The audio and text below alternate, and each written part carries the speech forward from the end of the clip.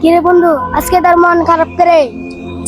আর কইস না, আমাকে হুজুরে মসজিদে আমরা হুজুরে তারাবি নামাজ যে আস্তে আস্তে পড়ায় আর ভাল লাগে না।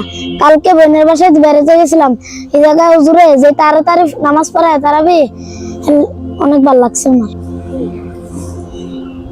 যে মসজিদে আস্তে আস্তে নামাজ পড়ায় এই মসজিদের নামাজ আল্লাহ কবুল করে, আর যে মসজিদে তাড়াতাড়ি নামাজ পড়ায় এই মসজিদের নামাজ আল্লাহ কবুল করে না। এই জন্য তোর মন খারাপ?